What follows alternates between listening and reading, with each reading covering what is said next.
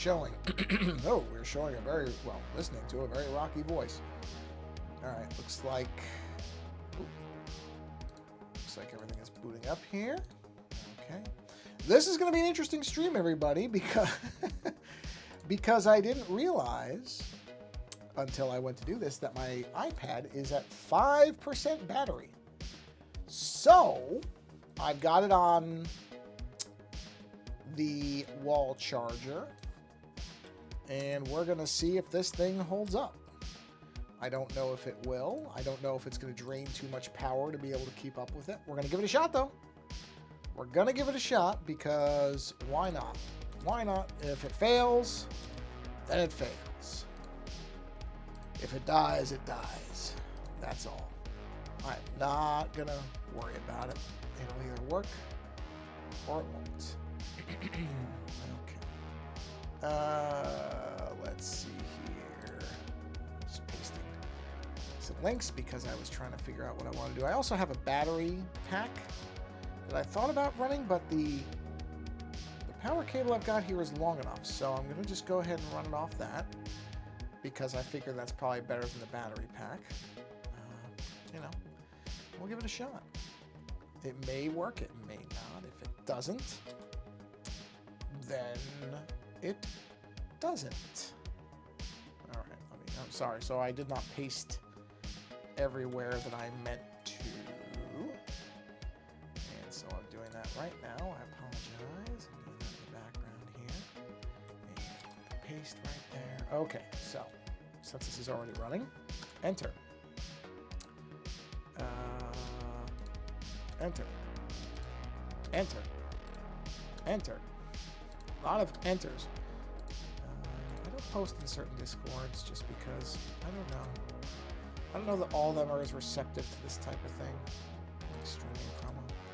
So if not, that's fine. All right, it's in all the Discords. I can close this. All right, let's check the percentages on this thing really quick. I'm just curious. Oh, okay, it is charging. Good, good. So we'll be. This is fine. We're good. Okay, I really didn't know. I mean, the battery pack probably would have kept up, but I don't know if it would have. So I am going to just keep it on this battery thing, or sorry, the wall charger, because the wall charger is, I can see the percentage jumping upwards, fortunately upwards.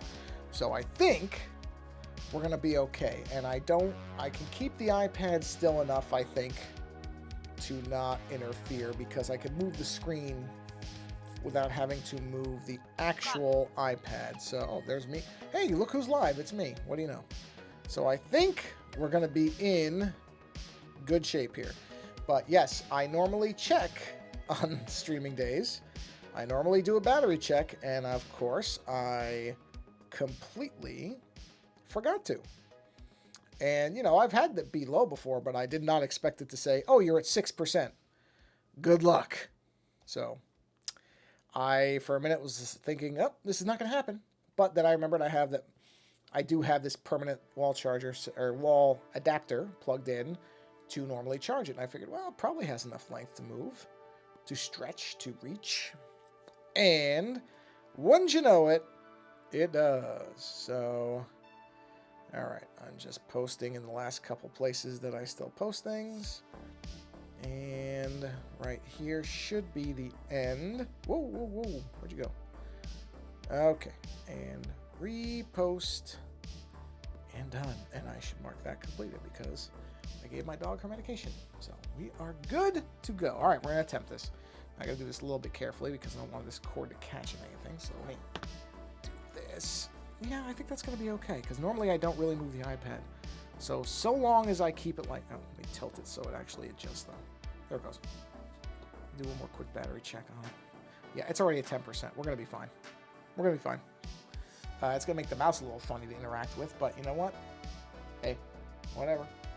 Whatever we got to do, we're going to do. So let's go ahead and do that. I'll get a drink of water while my little animation plays, since it now beautifully fades out. And we are good. Okay. So, oh, I don't want it showing that. Actually, I don't think it is actually showing that, but All right, I can see the chat windows. Twitch shows it is running. YouTube shows an excellent connection. And I have both chat windows open. Okay, so we're going to get going here. Yeah, we'll see how this goes. But I think based on the fact that the percentage is going up from the wall, that will be good for this particular stream. I didn't know for a minute. I was actually kind of thinking, maybe this ain't going to happen. So I'm trying to figure out what I want to do here. And that's the mini disc. Let me put a new layer up here, and we're going to use this because I want more. Hey, Bach76. I have been doing well, thank you. I hope you are well, too. I don't know if you caught this from the very beginning, but I wasn't sure the stream was going to happen because the iPad is at comically low battery, but fortunately I have a wall charger nearby that I'm able to utilize. So we're going to go for this, and so far I think it's going to hold up just based on what it's showing. So let me see here. Thank you for stopping by and asking. I am doing well. All right, let me see. Yeah, because I think it's too boring if I only have the shading at that point. So I'm gonna do some shading down the arm here like this. Yeah. And we might do some pockets where we kind of, so like here I'm gonna have a pocket in the shading. And maybe here running along that line, and the rest will do. Yeah, that'll work. That's good. Okay, so let's find our detail layers. Here they are. And we can go ahead and use number 2. Wait. Oh, this is details 3. I did not label this. Hold on. Details 3. We can use details 2 or details 1. Doesn't matter. So, how are you doing on this fine... Well, I don't know if it's evening where you are, Bach. It's evening here. So I was about to say, how are you doing on this fine evening? But I'm not sure that it's evening where you are. So that may be the wrong question. Oh, no, definitely not that. Hopefully things are going well whenever and wherever you are. There you go. That's the right way to cover it. I'm glad that means, because it tells me Twitch is running, but I don't often check. So that means it is running. That's good. I'm having surprising luck with this dual streaming. The only thing that's weird about it, it's about 8:30 p.m. Ah, well. Stressful. Yeah, I get it. I get that. Not fun. Well, sorry about that, but I guess that's... Oh, yeah, because it's kind of it's getting towards end of the school year, isn't it? I'm forgetting it's April. Time just flies now. I don't even think about what time it is most of the time. I don't even remember what month it is sometimes. Things just fly by. I don't even notice. Oh, I can feel the heat of that charger. Yeah, I can feel it charging. Interesting. That's not bad. I can tell. Okay, let's lower this a little bit more. I just need to see really the ghost of it so that I know where I'm going. Yeah. Yeah, but I mean, you're coming up on summer. So summer is one of those things where, in particular with schools, it's one of the rare things. Ah, graduation. Oh man. Yeah. Well, as somebody who did not graduate, well, no. I graduated from my 2-year college on time, but not my 4-year college on time. I didn't graduate from my 4-year college, or to get my 4-year degree, until, when did I get that? What year was that? 2022. So 22 years late is when I finished my 4-year degree. So, you know, some people get there quick. Some people really don't. Some people are dummies and don't get there for a long time. Not dummy because intelligence, dummy because for whatever reason, I mean, I know why I stopped originally. I stopped originally because I ran out of money. And it was that simple. I ran out of money. My parents helped me as much as they could, but we were certainly not rich. And I just got to a point where I didn't have the money to keep going. And then, like a fool, and it was a foolish thing, I'm not even going to pretend it wasn't, then, like a fool, when I could afford to go back, which was only a few years later, I didn't because I was working and I thought, well, who cares? And honestly, you can, there is a very legitimate and worthwhile discussion to be had around whether a college education matters for most things.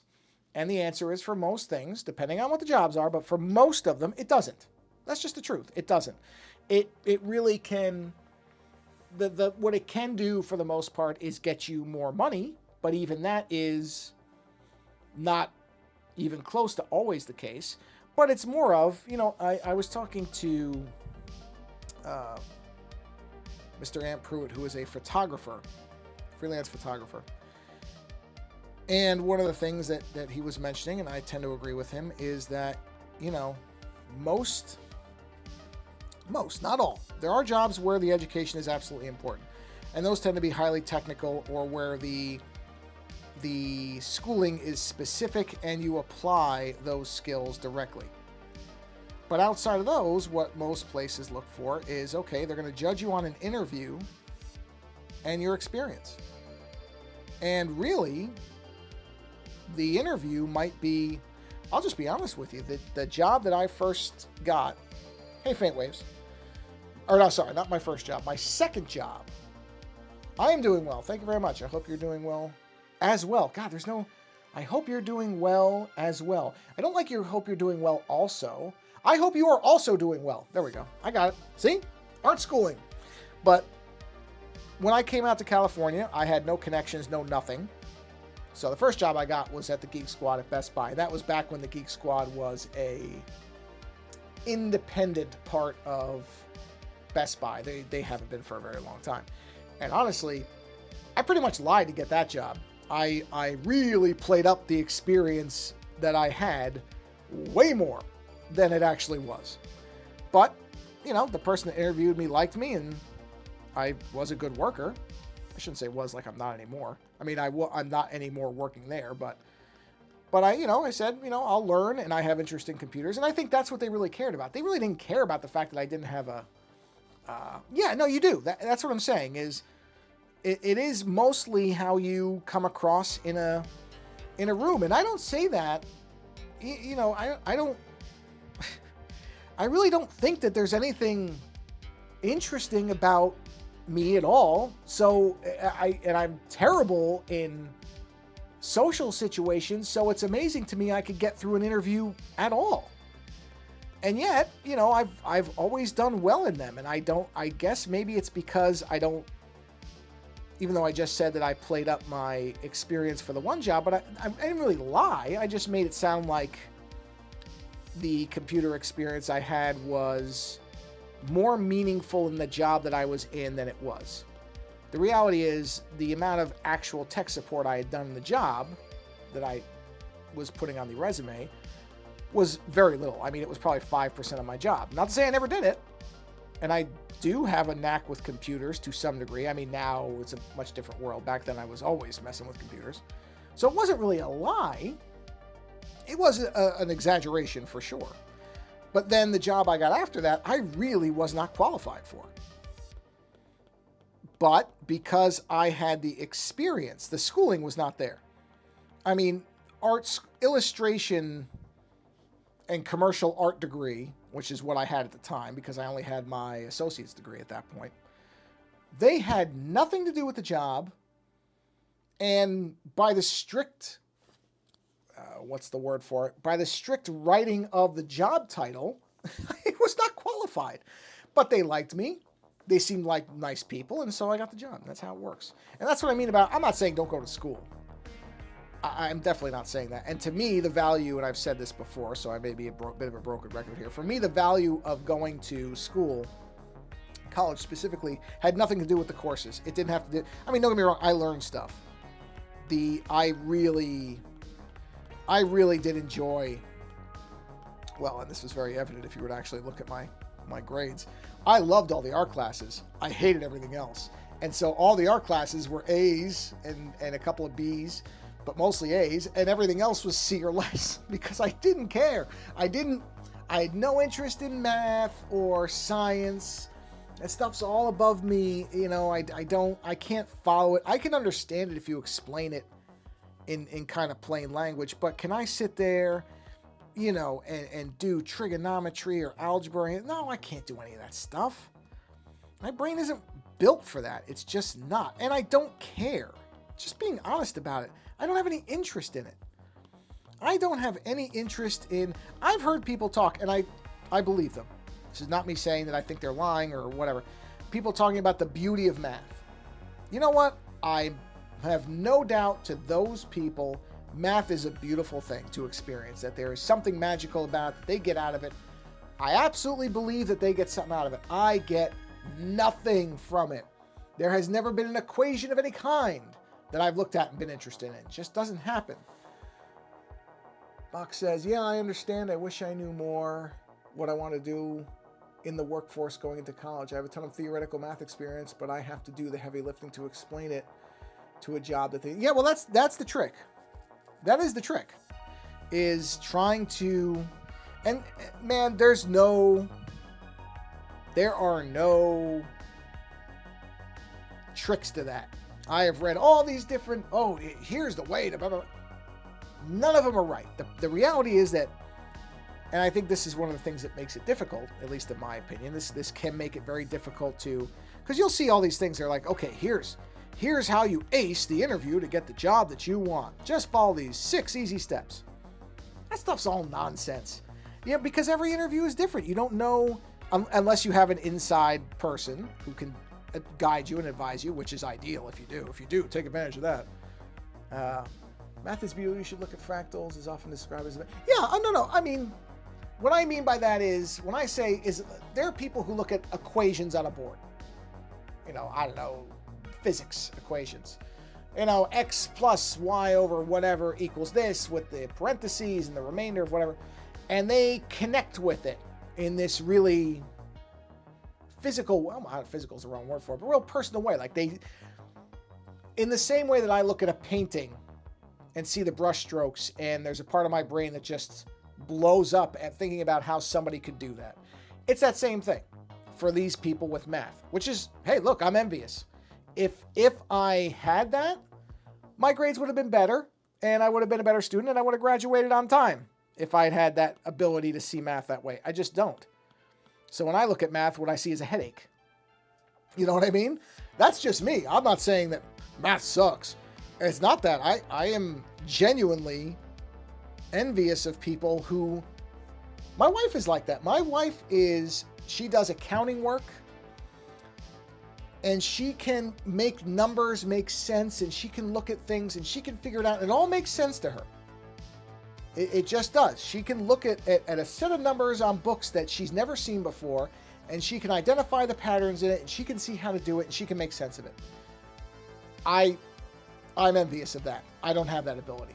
To me, I get lost very quickly. Even if you sit there and explain it to me, the minute you walk away, and it's me in that spreadsheet or that list of numbers, if I don't really have like momentum almost with it, where I kind of know where I'm going with it, I'll just get lost.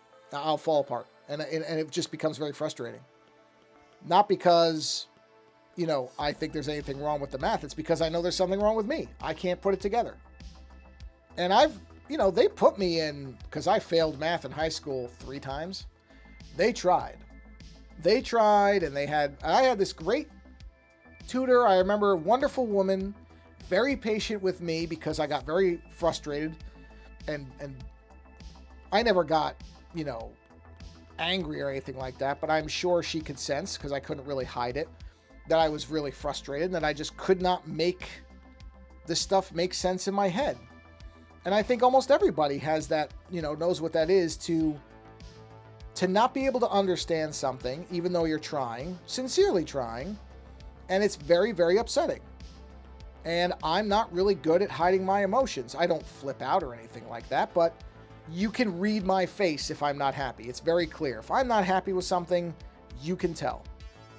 I don't act out about it, and I wasn't some kind of, you know, brutal student who was screaming and yelling and throwing a tantrum, but she could very clearly tell that I was struggling. And she tried, She tried probably more than a lot of teachers at that point would have. And I'm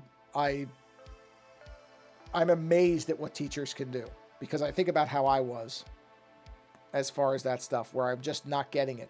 And also, I don't know if everybody's like this, but I'm also one of those people where at a certain point, if I'm not getting it, I'm going to start giving less and less effort to understanding, because I've just hit a wall. And I basically am just not going to even give the effort anymore. I'm just like, no, you know what? I can't get this. I can't get this. You know, that's great. I'm glad you can. I can't get it. And then I partially just shut down.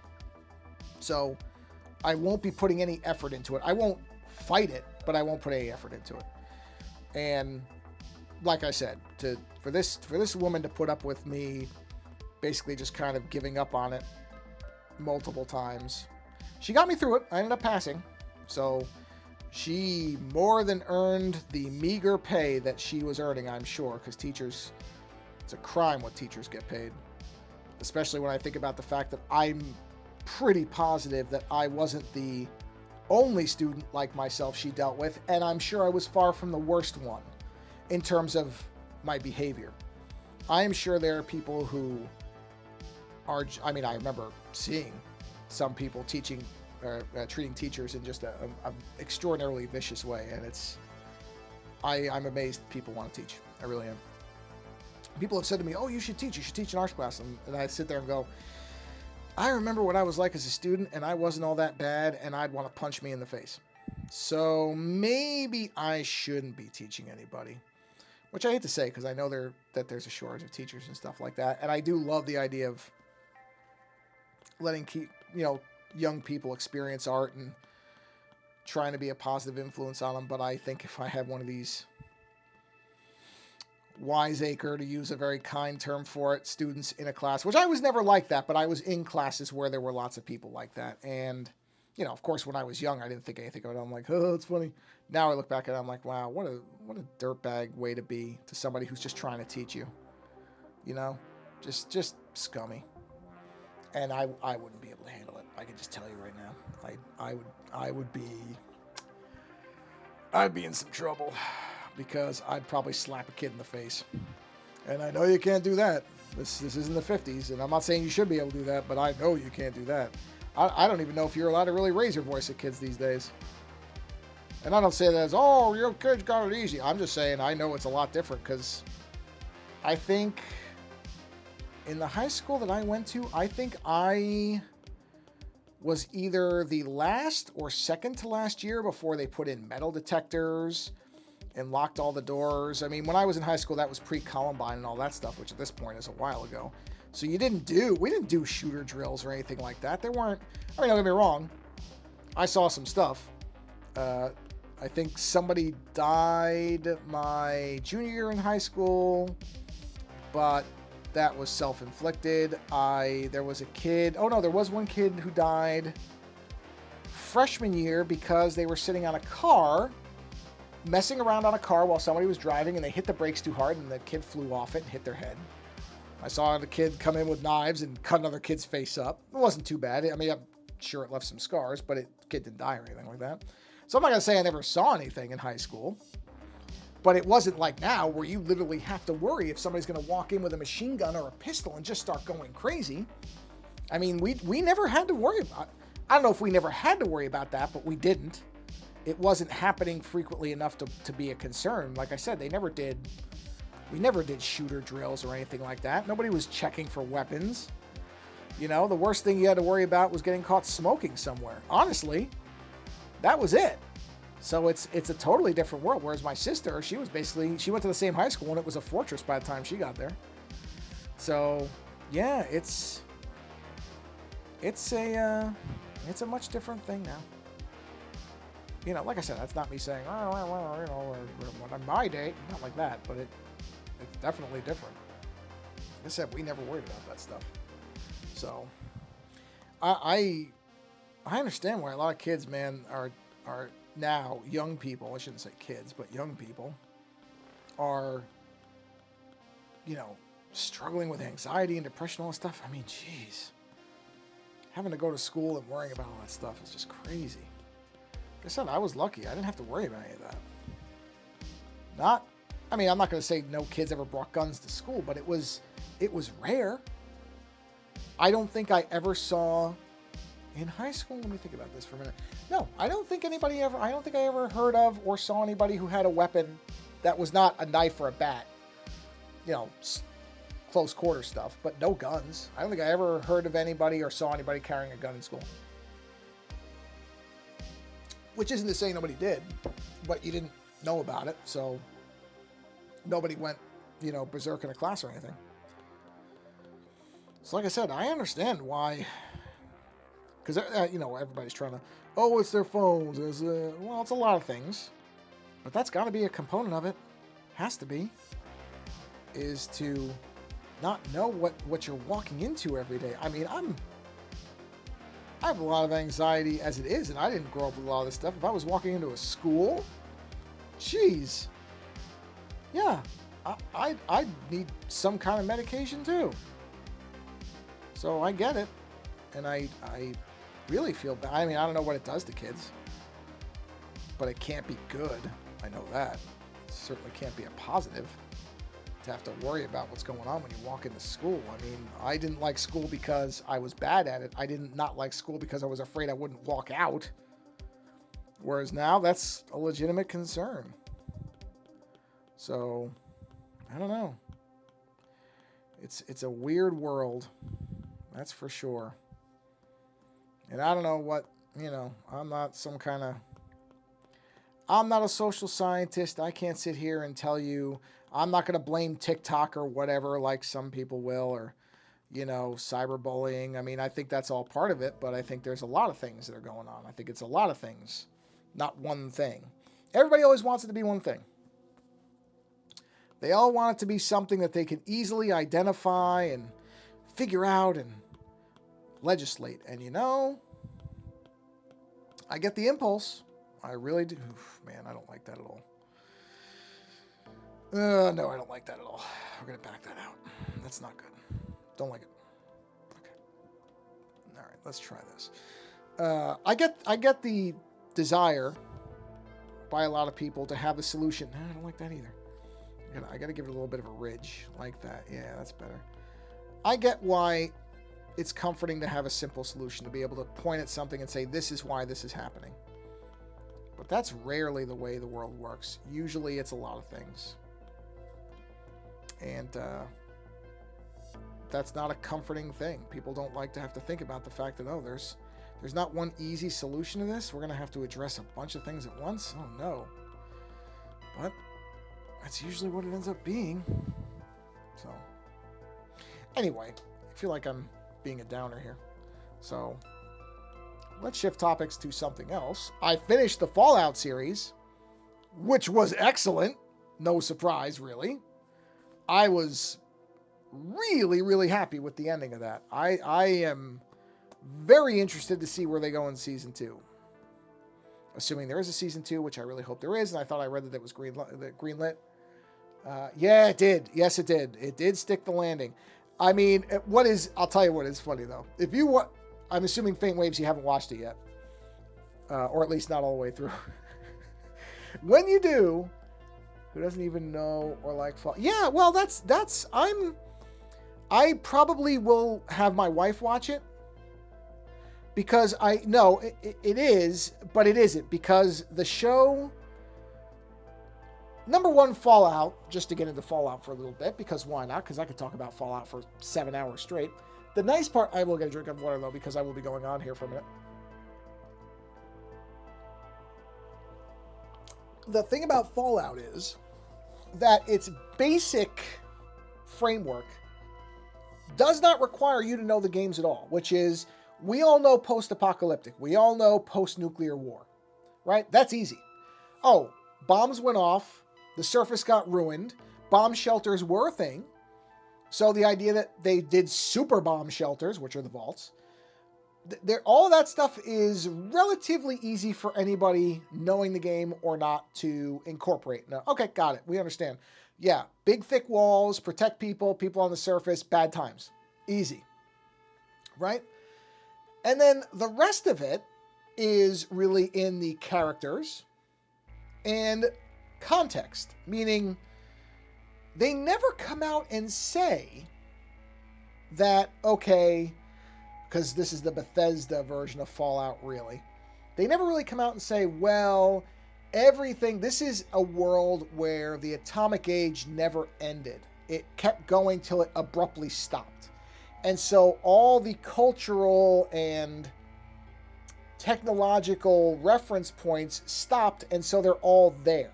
So everything is this kind of retro 50s, 60s thing because that's when the bombs, that's where everything kind of took off, and then the bombs came before it could advance further. That's why I don't have cell phones or anything like that.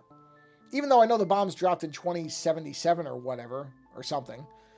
I never got all that hung up on the years. But, you can play around with the times. But you basically get the idea that society got frozen at a certain point and really didn't move past it. And I think most people can figure that out because you see everything and everything has that kind of retro look while still functioning. And then what you have to do is what they did very well, which is establish characters that people like. Once you do that, all the rest of it doesn't really matter. The rest of it is window dressing. It really is. So I'm not as surprised if it had relied more on you knowing the games, which I think it really didn't. I think it managed to avoid being way too many callback type things. There were certainly things. I was actually shocked. This, I guess, would be considered a spoiler, maybe? But it's such a nothing spoiler, I don't even know if it counts. The fact that you don't, at least I didn't hear, the Fallout theme until the 8th episode in one... Or sorry, not 8th episode, it'll be 6th episode, that they didn't even use the Fallout theme. And when they did, it really caught me by surprise because I just kind of figured, okay, they're never going to use it, which would have been fine.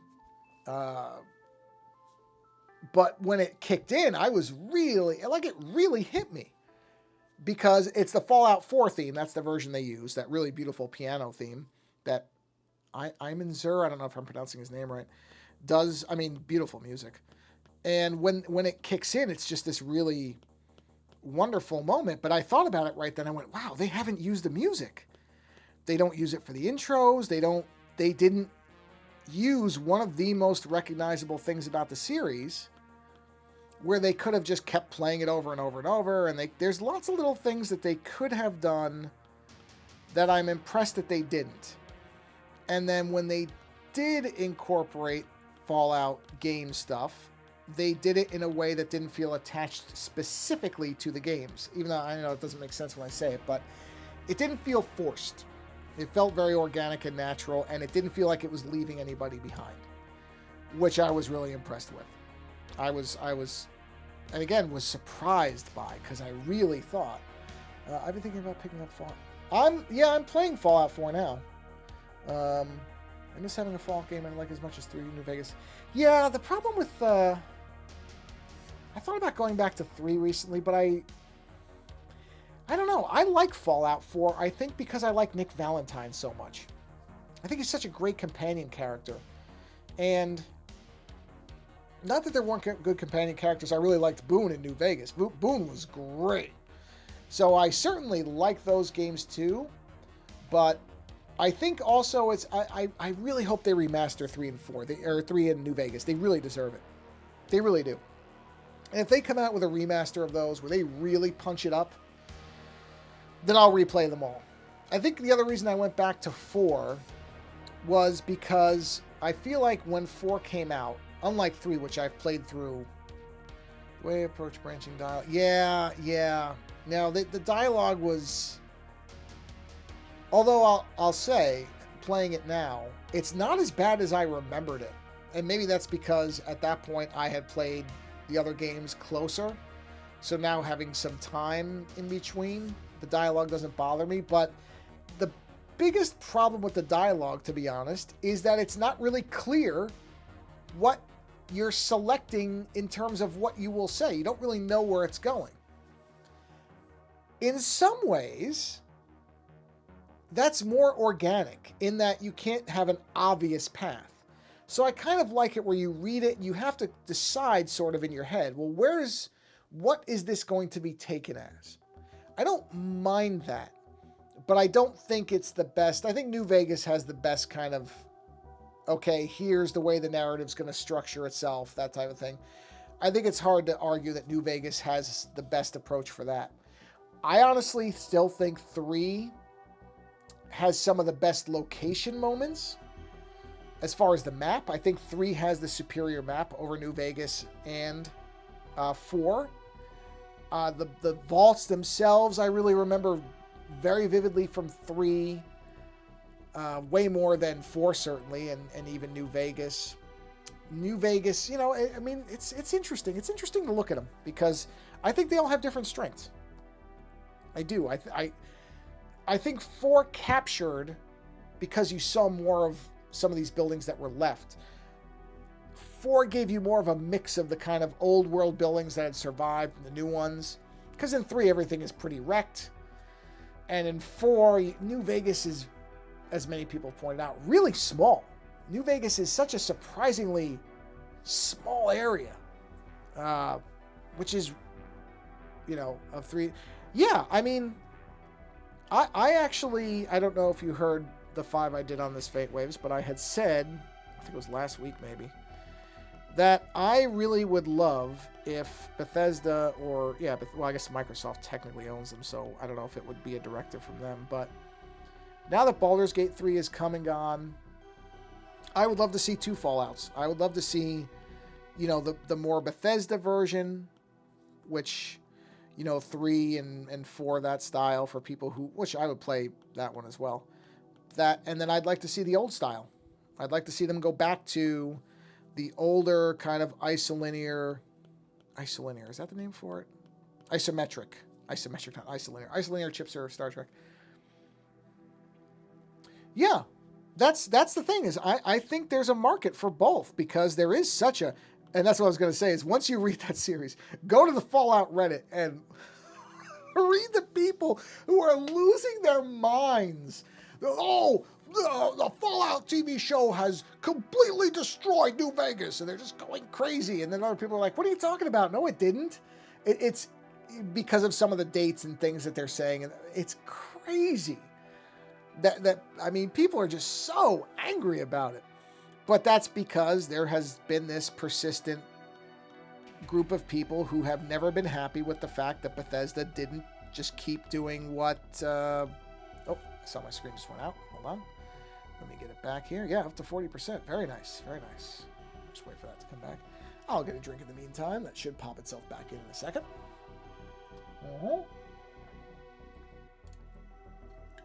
Here we go.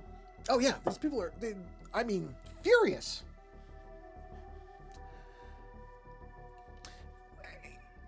Well, okay. I think part of why, and this was the gist of my 5, is I think part of it is because I think there was a belief that the big money era of those games was over.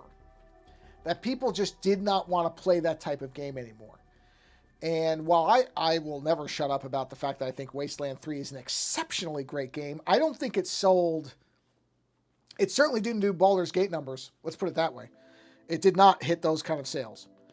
And I think that the other thing that I really like about Baldur's Gate 3's success, Gate 3's, boy, it's a lot of zzz. The success of Baldur's Gate 3 is that one of the things I like about it is it demonstrates that it doesn't always have to be about AAA graphics, which I think has become an obsession within the industry, is everybody wants to make the next photorealistic. You know what? Photorealism is fine for some stuff. It doesn't have to be everything. Not everything has to be... I don't need ray tracing in everything. It's fine if that's what you want to do, but that feels like the AI of games. Everybody's chasing... is got to have ray tracing because that's what everybody wants. No, it's not. Ray tracing doesn't do that much. I'm sorry. I know from a technical standpoint it does. I apologize, Digital Foundry guys. I know you're gasping at my heresy and saying that ray tracing isn't the greatest thing ever. I know it's really, really impressive technically, and I absolutely agree it can add value to certain games, but it doesn't have to be in every game. I looked at the comparisons for Spider-Man 2 with ray tracing without. Can I tell you, I would never have noticed it if somebody hadn't pointed it out. Would never notice it. Do I care that I don't see reflections of people walking on the street behind Spider-Man in the windows? I do not. I don't spend that much time looking at windows that way. If I had the game with ray tracing, I'd probably look at it for, I don't know, 15 minutes maybe, and I'd forget all about it, and I wouldn't care. And that's what I mean about Baldur's Gate 3 not having perfect graphics, not having microtransactions, not having a ton of DLC, no season pass, no live service, no whatever, and still being massively successful. That's my least favorite thing about where I should be reading this, because they won't appear on the screen. Sorry. That's my least favorite thing about where next current gen is going. Realism will perpetually date your product even if it's beautiful. It will look good fleetingly at best.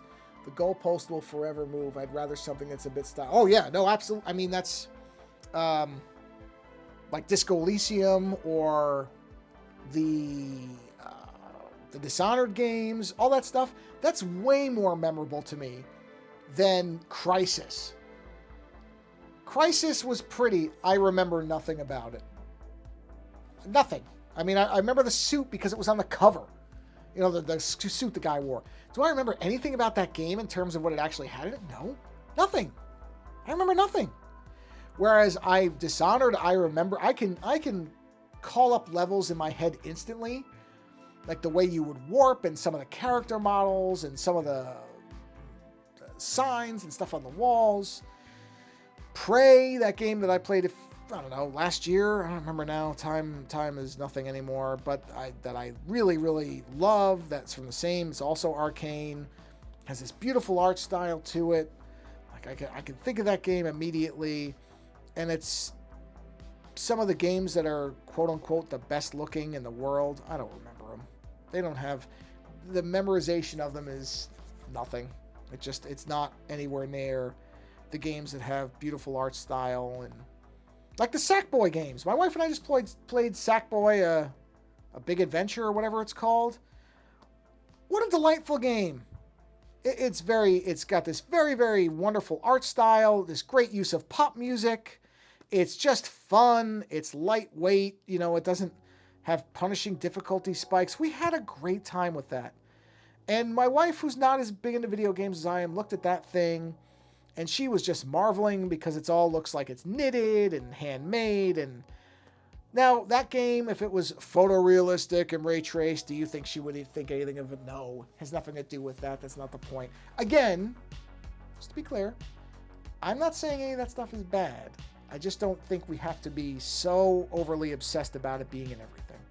As you said, that's doesn't do that much for me. I'm sorry, it just doesn't. Okay, there we go. We got some shading lines. That's good. That's good. And I do think you're right. It is a current gen thing. It is this obsessive thing where ray tracing. Okay, I got it. Ray tracing. I understand. It's neat. You know, honestly, the most, you know what the most impressive thing about ray tracing is? And again, it's not something I really even notice all that much, is the way it bounces the colors of lights on things properly in a way that non-ray tracing doesn't. But if you turn it off, will I notice after 15 minutes? I won't see it. So for the performance cost that it does to games, I'd rather have all games be 60 frames and look worse. I genuinely would. 60 frames is way more important to me than ray tracing is ever going to be. Just is not going to be that important to me. That's, yeah, same weight. What do I want to do with this? What do I want to do with this? You know what? Maybe I'm just going to go with color on this. Maybe I'm just going to do the rest of this with color and see how it looks. Let's try that. Rather than just adding more lines. Maybe what I want to do is take this and do that, and then let's knock the brightness down a little bit. The time, we're way down the time. 45 minutes. We're going to go for about an hour on this, so about another 15 minutes, and then I think I'll be done. I mean, made a lot of progress. Got the lines in there, so that's good. So let's see what we want to do with the actual coloring here. Because honestly, this should all be this color. Because these are shading lines. So we'll color all this in where this stuff is. And that also, of course, enhances the lines. So we'll do a little thing here. We'll just bloop that like that. Very nice. Okay. So something like that. Yeah. But yes, that's so I really hope that somebody is at least considering going back to that older style of game for Fallout. Or if not that, maybe at least they're thinking of doing a really top to bottom remaster of Fallout 1 and Fallout 2, the originals. Even just re-release those. Just re-release those. I mean, I would play... The only one I probably wouldn't play is they made that N64 looking Brotherhood of Steel one. And by all accounts, that's an absolutely awful game. I mean, I've watched some gameplay videos of it, and I can't even pretend that I would have any interest in that. But I would even play Fallout Tactics. You know, I would even try that just to see what that experience was like if it was, you know, modernized with nice HD graphics where, you know, you could run it at a high frame rate and not have it look comically tiny where your eyes hurt to look at it. I've seen people running it at higher res and oh boy, it doesn't look good. It's kind of funny. But that would be interesting. You know, even if they just went back and redid the older games, I would like them to do more than that. I would like them to, again, I think it would be a really good idea to get people to not be as hostile towards Bethesda in general, because a lot of people feel like, oh, they ruin the games. I don't know if I agree that they ruin the games. I think that there's a place for both. I think you can have it where people who like that old style can have it and make it more of a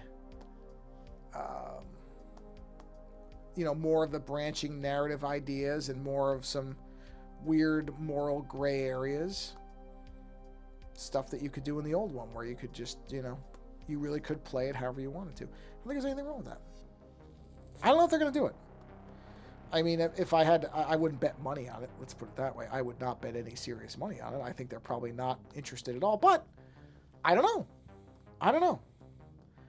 At some point, I would like to think that there's a little bit of experimentation and some risk taking, and plus, if they did it again on the Baldur's Gate 3 model of it doesn't have to look beautiful and doesn't have to be 8K with race tracing. It can just be a game that is decent looking, or even just mildly updated graphics from the original games and not break the bank on it. Well, then why not? Why not do it? Why not let people... I am sure, I am positive, I would bet money on saying that there are probably people within Bethesda who would be thrilled, developers and programmers and game designers who would want to try doing an old style game. I cannot possibly imagine that nobody would be interested in that. There's no way. I just don't believe it.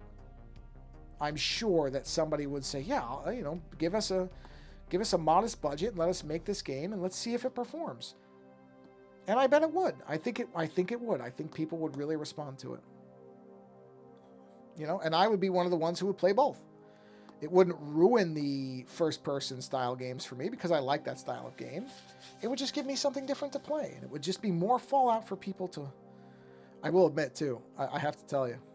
And this is one of those examples where it's like, wow, yeah, you can absolutely see how with the right audience this stuff works. With the series, I immediately was searching for where to buy those Vault-Tec coffee mugs. I wanted one. I can't find them. The blue mugs with the yellow. I don't see anybody selling them. I would have bought that in a heartbeat. Amazon really missed a trick by not having those on their website because I would have already bought it. And I can't find them. I went to Bethesda's site. They're not selling them. So either they're just not selling them yet or they're not selling them, which is a criminal failure of marketing if they're not going to sell those, because I wanted one and I couldn't find it. So Amazon, if any of you are paying attention, I know you're not. rectify that error immediately, folks, because you got a sucker on the line right here. I'm probably going to buy one of the Pip-Boys, which, you know, seems like such a stupid thing, but I'm probably going to because it looks pretty well made.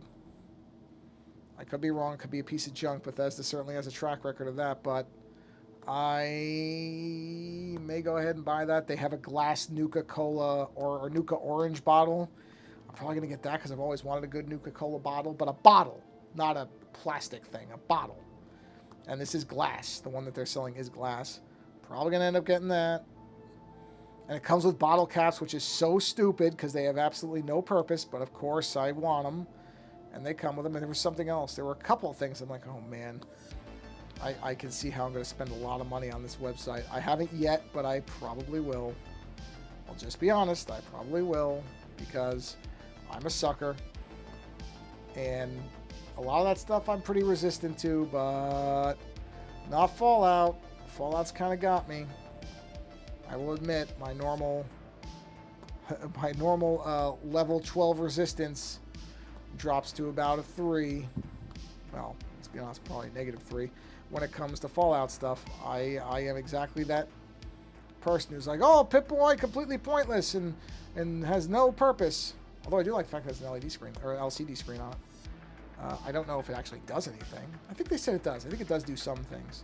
What would be great is if they loaded all the games onto it that you could have in the game, you know, in the little games you could play on, like Nuka Tapper. It would be great if it played those. It might. I didn't look specifically. I don't remember it saying it, but maybe it does. That would be great. I would even pay for them. A mild amount. I'm not going to pay, you know, $20 for a Nuka Tapper game, but if they wanted to sell it as DLC, I'd probably be dumb enough to do that too. I'd probably be a sucker for that as well. Again, I could lie and say, no. I remember. No, I'm not. I'm not going to resist that. You know thyself. That's what the Oracle said, right? So, know thyself. And I do. I mean, I just bought a Funko Pop of Two-Face, the limited edition one from the animated series. And even though I don't like Funkos, but I gotta have it because it's got Two-Face on it, and I love Two-Face. So I have both the Two-Face. I have the Tommy Lee Jones Batman Forever Two-Face Funko, and now I have the animated series Funko because it's Two-Face, and I can't resist Two-Face. Forgetting the fact that I purchased the gigantic Two-Face statue from Sideshow, which is a ridiculous amount of money to spend on a statue, but it got paid for by me selling Magic card commissions, so I was able to justify it that way. I justified it by saying people spending money on my art means I can spend money on somebody else's art, which is a ridiculous justification, but there it is. So, you know what? I realized I'm going to do more shading, but I am probably going to bring the... Wow. Oh, it just crashed. Hold on. Let me get it back, just so I can show you what I'm going to do. Let me get that back. Like 2 crashes. Not bad. So, really not bad.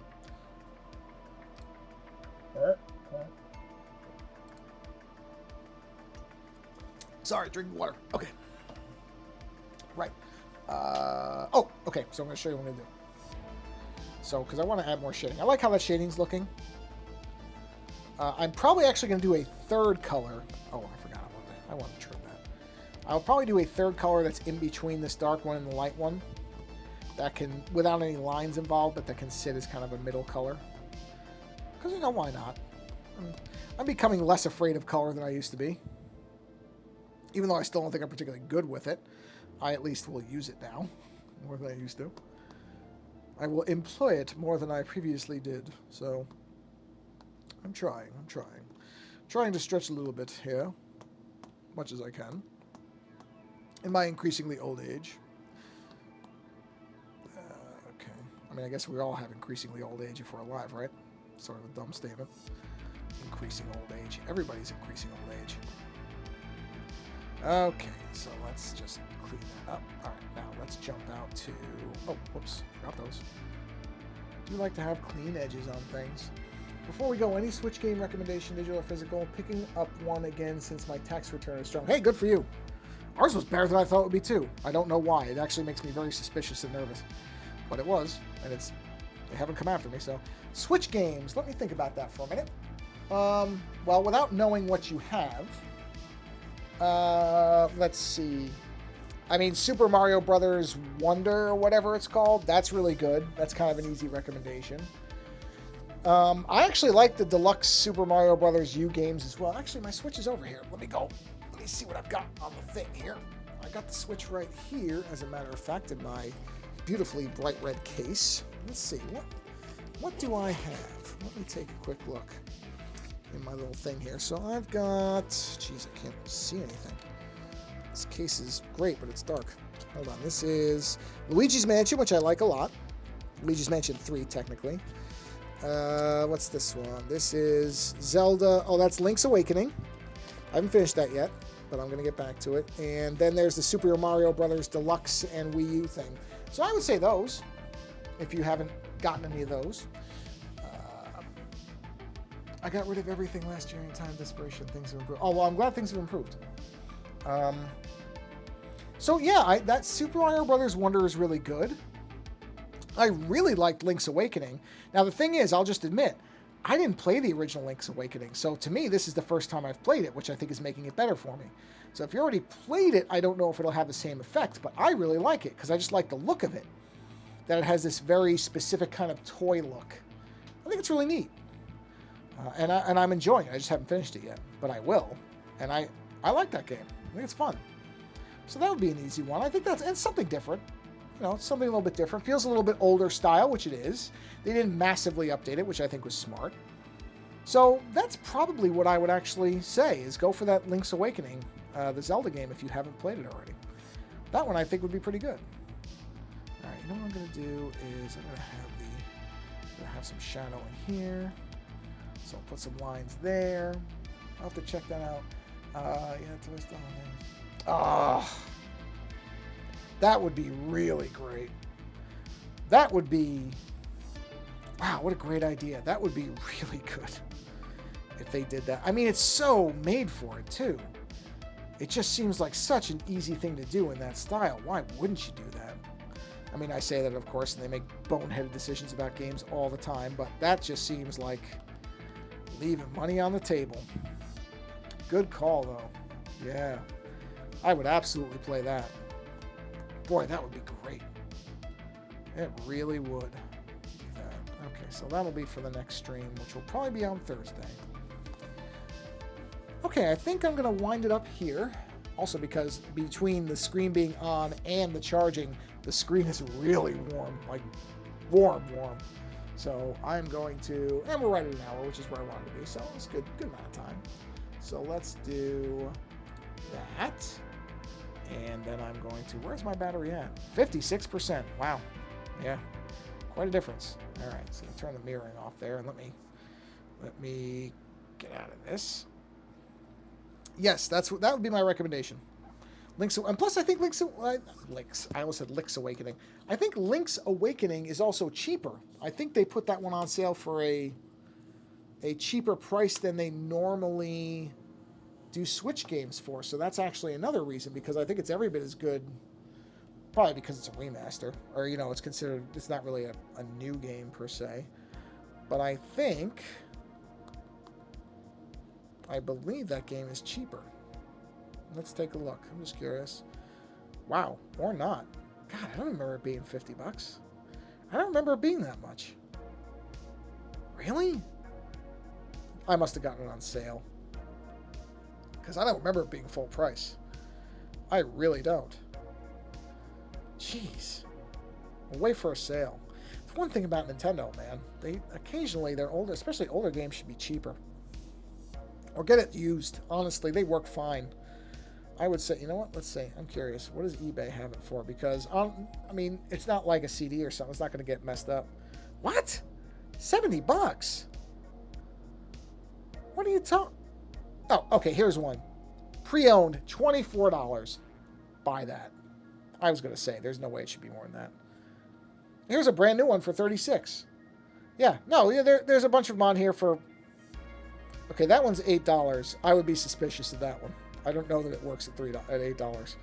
But a lot of these are around $30. For $30, not even a hesitation. I would say it's worth that. I thought it was $40, and I would say it's worth that. So around that price, yeah, get it for that. It's a fun game. It's got a really neat art style, and I liked it. And like I said, for me, I'd never played the original, so it was the first time I actually ever played it. But I think because I know people who did play it that still like playing it again. So I don't think it has to be a game where if you played it before, you're not going to like it. I don't think it's anything to do with that, because they did refresh the art style. And it's also a very different Zelda game. Certainly compared to any I've ever played. I haven't played them all, but the Mario elements in it are really neat. That's what I like. I like when, every once in a while these companies kind of step out and do something experimental. Usually pays off. It's usually interesting. So, anyway, I think that's going to bring this stream to a close. Thank you for coming by Box 76 and Faint Waves Music. And yeah, I'm going to plan to stream again on Thursday. I'll probably keep going on this image. And I think that's it. So hopefully, wherever, whenever you are, you're having a wonderful whatever it is for you, whether live or later. As I always say, I don't care. So whenever you are seeing this, I hope you're doing well. Yeah, you too, Faint Waves. Take it easy. And anybody listening to this whenever, also take it easy. And go experience a little more creativity. You don't have to stop with me. There are lots of really great artists. Lots of really great people doing streams of music and everything else. Go find these people. Support these people. Bandcamp is a great place to discover music for now. It's holding on. I hope it still does. So for music, that's a really good place. For artists, there's a lot of good YouTube Live and Twitch streamers. I think there's music too, but you can find a lot of really wonderful creators in a lot of places for absolutely nothing. So go find these people, and especially if you find people who you really enjoy, support them if you can. If they have a donation or buy me a beer or whatever thing, creativity is difficult enough, and it's very hard to make a living at. So it's difficult enough to do it and not hate everything you do and be able to have the public see it. That's more difficult than most people, I think, consider, is to expose yourself to the fact that, some people might see your stuff and absolutely hate it. Not that there is any such thing as good or bad art, but that's the world we live in. People have no issue saying, wow, you suck, right away. So if you find somebody whose stuff you really respond with and that you really enjoy, and they have some way to allow you to support them, then you should do it. If you can, obviously. You should. Don't bankrupt yourself or anybody else. You have to eat, you have to live. But if you have the money to spare on people, within reason, then support them, because I'm very lucky. I have a good paying job, so I can do this stuff on the side and I don't have to worry about making money from it. But not everybody has that luxury. There are people who really genuinely are trying to make a living at doing creative work, and it's not easy, and it's not getting any easier. So nothing really saddens me more than somebody who, and I've seen a number of people over the years say, I can't afford to keep doing this. I have to eat, and I can't do this and do that. I just don't have the time, and that sucks. At least two people I can think of who were just excellent artists that don't do it anymore. Here and there, on their own, in private, but don't do it anymore because they can't. They have to work, and they can't make enough money, and they just really don't have the time for it. And it's really sad. So if you have the ability to support people, I'm not talking about me. I'm talking about, I'm fine. I'm talking about people who are really trying to make this thing work. Give them the money. I'm fine. I'm not, don't get me wrong. I like money too, but I'm not in dire straits or anything. So at least not now. Who knows? Things change quick. But right now I'm fine. So go find people. And especially if they need help them out, because there's not enough creativity in the world.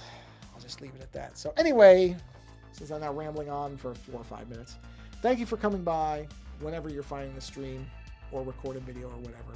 Thank you for staying here and experiencing a little bit of creativity in my rambling narratives about nothing. And on that note, insert boilerplate language here. And until the next stream, take care.